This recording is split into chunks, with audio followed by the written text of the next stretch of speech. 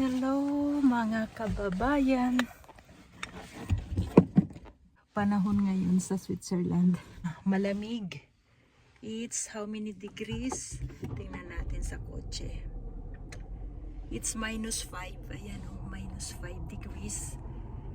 8:43 ng umaga. Uy, may trabaho ngayon.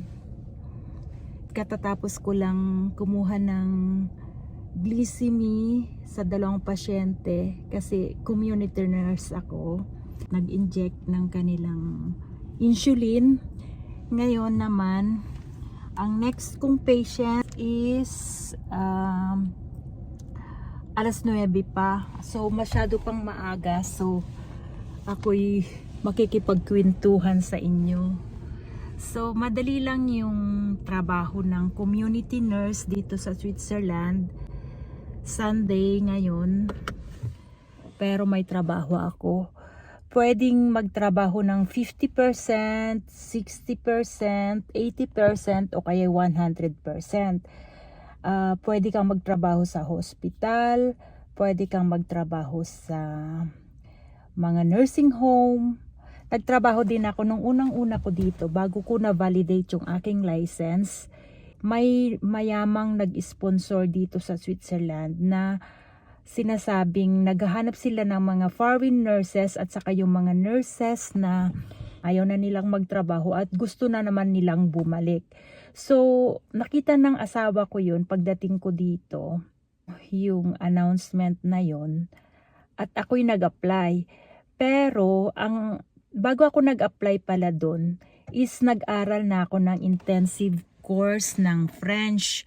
So every day pumapasok ako ng school, half day from 8 to 12 yata, 11:30 ganyan. Every day yan for 3 months. And then after that, nag-aral na naman ako, basta intensive lagi. So every day pumapasok ako hanggang sa natuto ako ng French at nagkaroon ako ng certificate ng French. Maraming levels, level 1, level 2, level 3, level 4, level 5 at saka level 6. So yung level 1 and level 2, may certificate na ako. Naintindihan ko na yung French. After 3 months, may intindihan mo na yan at saka nakakapagsulat ka na ng konti. So, pina-exam ako at pumasa ako ng oral at saka written sa school bago ako tinanggap para makapagtrabaho nga sa nursing home. Ma-validate ko yung diploma ko. So, pumasa ako in interview and then pumasa. So, nakapag-follow ako ng reinsertion course ng nursing. So, habang nagpa-follow ako ng course sa reinsertion ng validation ng diploma, may sweldo na rin ako. 60% ang trabaho ko. So, 60% yung trabaho and then pumapasok ako sa school ng siguro 2 days in a week or 3 days every 2 weeks yata, parang ganon. And then, ayun, may exam, tapos nursing techniques at saka theory. After that, ayun, nakapag-start na ako kaagad magtrabaho ng nursing dito. So, starting salary that time is 100% yata ang 4,000. That time kasi nga, estudyante pa lang ako, 4,000 Swiss francs. That was 2,000. So, ayun, so tuloy-tuloy na. So, ayan, yan ang aking, ang aking pinupuntahang mga bahay-bahay kasi mag-i-inject ako ng insulin or whatever na kailangan nila, bibigyan ng gamot, ganon. Tapos, ayan na, 8:51. Darating ako doon mga 8:55. So, pwede na, accepted na yan. Kasi, huwag kang pumunta ng late. Very precise sila dito. Pwede naman, kaya lang mas maganda yung pupunta ka ng on time, pero hindi mas maaga ng mga 10 minutes. Pwede kang pumunta pero tawagan mo sila, sabihan mo sila na darating na ako. Pero Less than 10, pwede na. Accepted na yan. Okay. Nagpark ako dito sa munisipyo. Yan ang kanilang munisipyo. Dito sa village na to. At yan ang kanilang environment. Diyan sa harap mga bahay-bahay at saka mga apartment. Yan o. Ayan, tapos na ako sa isa kong pasyente na naman. Punta naman ako sa kabila. It's 10:07 yung schedule ko. 9:24. So, mga in 15 minutes nandun na ako. 10 to 15 minutes. So, may oras pa ako. Ayan o, ang aking paligid.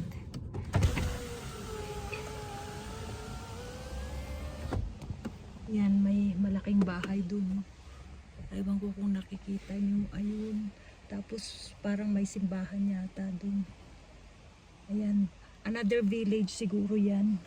Ayan o, may bahay dun. O, may flag ng Switzerland. Kasi dito, very patriotic yung mga tao. Kaya lagi silang may flag sa kanilang bahay. Ito is yung mga tabla, lumber. Sila yung mga pumuputol ng mga kahoy. Tapos linalagari nila. Sunday ngayon kaya wala silang trabaho. So ayun, may isang bahay na malaki doon. Yan ang aking paligid. At yan ang aking drive. Pinupuntahan yung mga pasyente. O sige na, punta ako uli. Yan ang trabaho ng nurse bilang community health nurse. Hindi yung mga pasyente ang pumupunta sa health center, kundi mga doktor at mga nurses ang pumupunta sa mga bahay-bahay nila. Doktor, follow-up care lang ginagawa ng health nurse. So pwede silang magstay sa bahay kahit na may sakit sila. Pinupuntahan lang. So once a week kinokontrol mo yung blood pressure nila o kaya yung naghahanda ka ng mga gamot nila, ganon. May sila weekly na lagayan ng gamot, ano bang tawag diyan? Seminye ang tawag nila, weekly medication. Prepare namin once a week, tapos control ng blood pressure, check up, assessment, tapos if necessary, coordination sa doktor kung kinakailangan. Yun lang. Ganyan ang trabaho ng community health nurse. Madali lang. At maganda yung pinupuntahan mo kasi. Ayan ang view. Kaya ako'y enjoy. At saka hindi nakakapagod. Kasi lahat yung mga pasyenteng nakatira pa sa bahay, independent pa lang sila. So, mangilan-ngilan, mayroon na din dependent, pero usually yung mga dependent na talaga, hindi na nila kayang tumira sa bahay nila. Sa nursing home na sila pumupunta. Pero mga to, pwede pa sila, mga pasyenteng ganyan, pwede pa sila magstay sa bahay. O kaya may mga bata din, mga 30 plus, mga ganon, na pasyente. Kaya lang, may sakit nga sila. Pero pwede silang mag-stay sa bahay. Hindi na nila kailangan ng full-time na nursing care. Kaya nag-i-stay sila sa bahay. So, punta na ako sa pasyente ko for anong oras? Anong oras ba? 10:07. So, may oras pa ako. Marami pa. It's 9:28 pa lang. So, hanggang doon mga 15 minutes lang siguro. Okay. Yan. Punong-puno ang parking. Dito ako nag-parking sa hindi na semento. Tapos pupunta ako magkape. Alam mo ba ang istorya ng garden center na ito is success story. Super ganda. It open siya ng weekend, ng Sunday. Usually mga shops dito sa Switzerland is sarado ng Sunday. Kaya lang kasi ito special shop siya na garden center. Kasi lalo na pagka bago magbakasyon, Christmas at saka Holy Week, Holy Week kasi spring, pagtatanim ng halaman. Tapos pag Christmas naman, ang ganda ng decoration nila dito. Ayan o, puno-puno ng parking. Tapos doon na ako nakapag-parking sa hindi simentado. Tapos yun, ang dami kasing namimili rito sa garden center na to. Naging very successful siya kasi napakagaganda ng mga paninda nila. So tapos na akong magtrabahong nitong umaga. Kinunan ko ng glycine yung isa galing doon ako sa mga altitude na 600 o 700 meters above sea level, kaya may snow doon. Tapos dito sa baba wala nang snow, mga dito siguro mga 400 meters altitude above sea level, tapos wala na siyang snow. Yan, kaya pupunta ako dito, magkakape. Break time ko, mag-start ako ulit mamaya 1:00. Kasi yung isang pasyente ayaw niyang daan ng before 1 o'clock. Gusto niyang matulog kasi mga 30 plus lang siya. Gusto niyang matulog pa.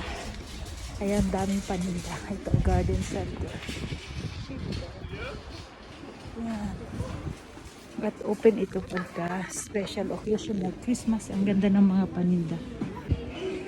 May Christmas decor sila dito maganda. Ayan o. Kaya lang hindi ako pupunta kasi ayoko pang makita yung decoration nila. Gusto ko pag December na. Ayan, ang daming tao. Christmas season fever. Kaya ang daming tao. Tingnan natin ang halaman nila. Grabe oh. Ayan, super. Mga ibon. Punsicha. Ayan, puno-puno ng tao. Ayan, lahat ng halaman nandito. Pati sa taas. Super daming tao. Paano kaya ako magkakape dito? Wala na akong pwesto. We'll see kung may pwesto pa.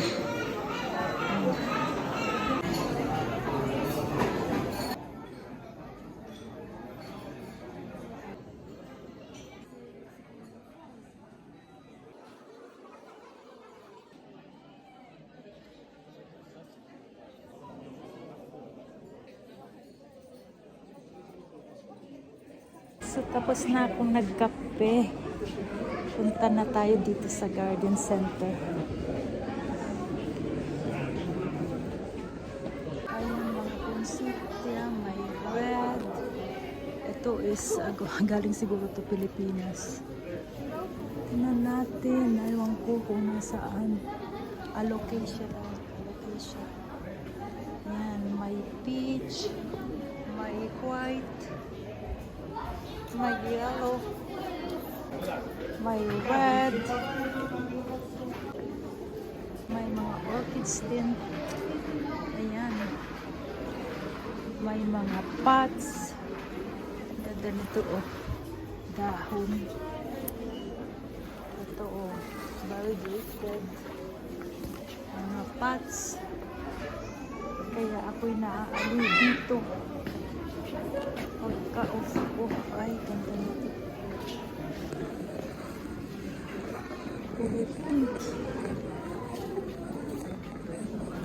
Ayan, mga hanging plants.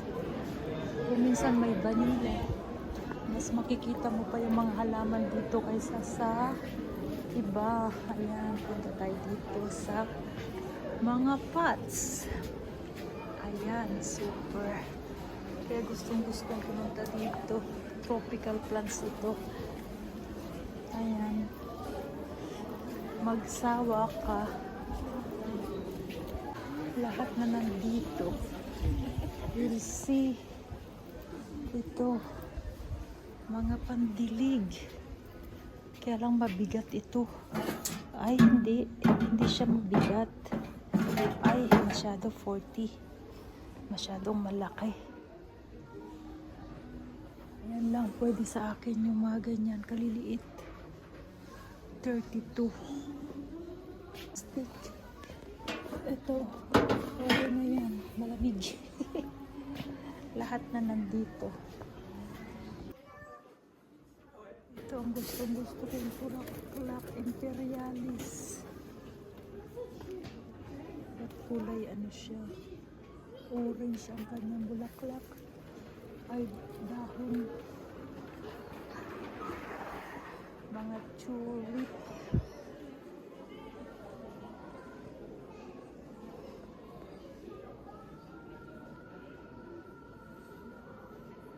Walang lilies. Yan, hyacinth. Ito black lily. Itim siya, itim. Ayun. Hindi ko gaano gusto ang kulay.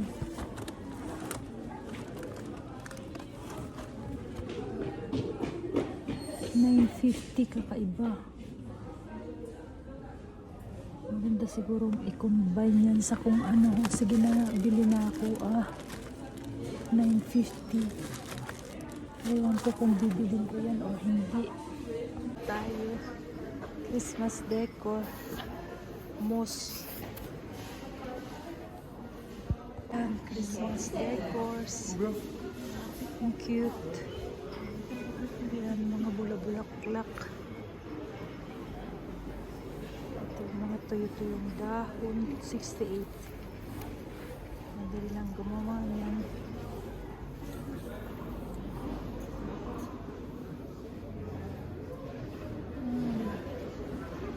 Sili.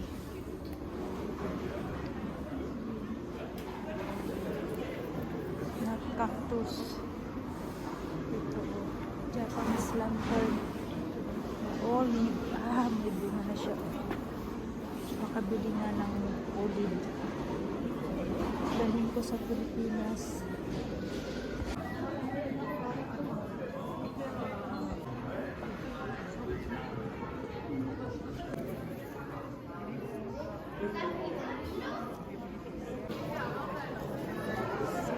Swiss francs. Ito na bulaklak niya.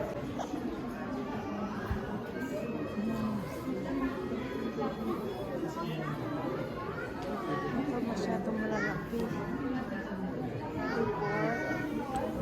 March 27. Tapos yung doble.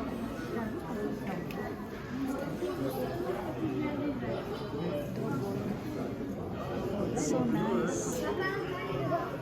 Maganda to kasi.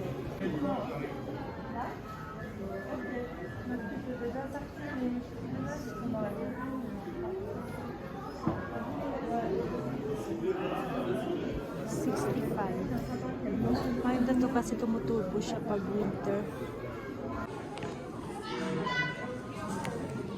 Red berries.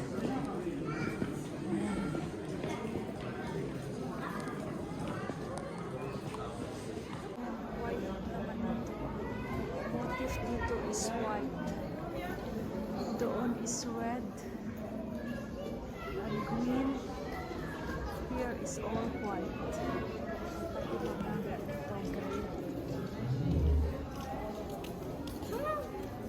Ay, sorry. White naman dito. Here is combination of red. Ito maganda. Kasi nag-iiba yung kulay niya pagka winter. 24.50. Yan. Kahit na nag-freeze, they will survive. Ayan. Resistant siya sa freeze. Okay. Natin yan mamaya. Ito yung Christmas na sinasabi. Ayan. Namumulaklak itong kamya sa winter. it's 1,950. Kamo na 2 times 70. 140,000 ito. Pesos. Super. Ito na yung mga cypress. 16 lang. Okay na to. Magandang pang decoration. Potted Christmas trees. Ito. How much? 98 yung living Christmas tree. Ito pala yung cords. Dito yata ako namili. Masarap siya. Kulay green. Wala na. Ito. Mga upo at saka kalabasa. Super lalaki. Grabe. 22. It's not expensive. Ito ang laki. Grabe. Mapakain mo ang buong baryo. This is 110. Okay na to. 110. Okay ng Christmas tree to. Tapos ilabas mo siya. Maganda tong bilhin kasi at least tumutubo siya. Ipasok mo siya pag winter, ilabas mo siya pagka tapos na ng Christmas. Kaya lang sure growth kaya yan. Yun ang problema.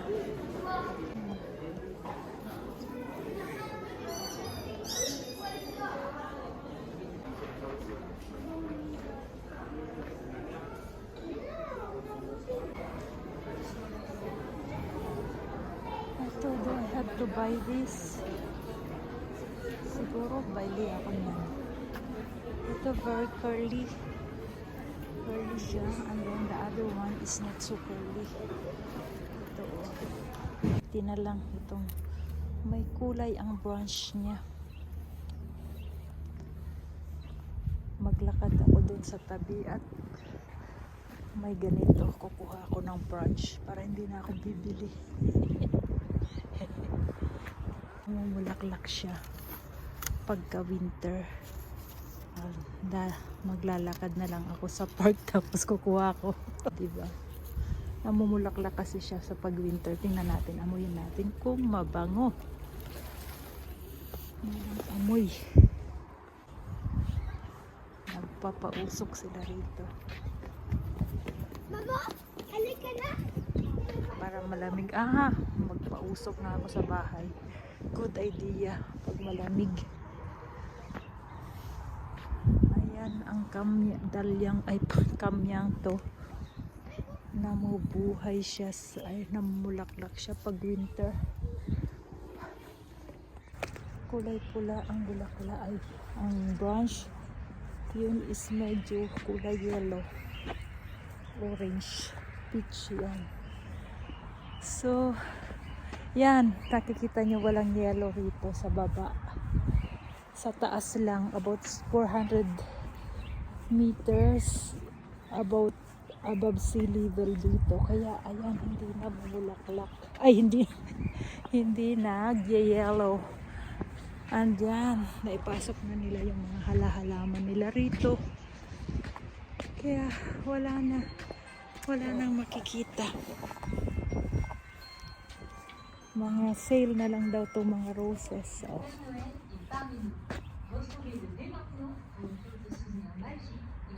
yan. Sale na itong mga roses nila. Ayan. Ayan. 50% na lang daw itong mga halaman nila rito. Okay. Sa susunod ulit tayo mamamasyal rito. Pinasok na nila yung mga halaman nila rito kaya wala na. Kunti na lang. O olives. Yan. Ito is mga mga nabubuhay to pag winter. Kahit malamig. Yan. Parang cactus. Pwede kang magkape at dyan ka sa labas. Ayan.